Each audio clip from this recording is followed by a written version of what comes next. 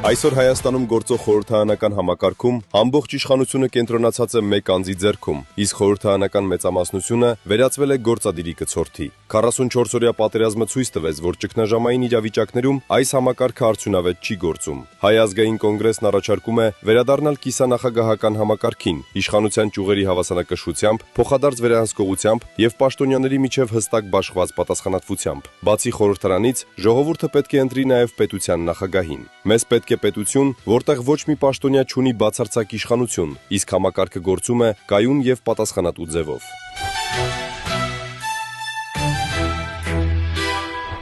Սիրելի հայրենակիցներ,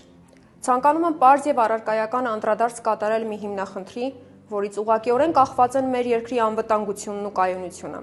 Խոսքը պետական կառավարման համակարգի մասին է։ Այսօր Հայաստանում գործում է խորհրդարանական կառավարման մոդելը, աշխարհում որևէ երկրում չգործածվող երաշխավորված մեծամասնության սկզբունքով։ Ինչ է սա նշանակում գործնականում։ Սա մի համակարգ է, որտեղ ամբողջ պետական իշխանությունը եւ առանցքային որոշումներ կայացնելու մենաշնորհը կենտրոնացված են մեկ անձի՝ վարչապետի ձեռքում։ Իսկ խորհրդարանական մեծամասնությունը վերածվել է գործադիրի կամքը կատարող կցորդ մարմնի։ 44-օրյա պատերազմը հստակ ցույց տվեց, որ ճգնաժամային իրավիճակներում խորհրդարանական համակարգը կաթվածահար է լինում։ Պետությունը չի կարող արդյունավետ կառավարվել բյուրոկրատական քաշքշուկներով եւ հավաքական անպատասխանատվությամբ։ Ահա թե ինչու է Հայ ազգային կոնգրեսն առաջարկում վերադառնալ կիսանախագահական համակարգին։ Սա այն փորձված մոդելն է, որով մենք ժամանակին պետություն ենք կառուցել եւ հաղթանակներ կերտել։ Կիսանախագահական համակարգը երաշխավորում է իշխանության ճյուղերի հստակ տարանջատում, գործառույթների բաշխում եւ փոխադարձ վերահսկողություն։ Մենք կունենանք ժողովրդի կողմից ուղղակիորեն ընտրված ուժեղ մանդատով օժտված նախագահ,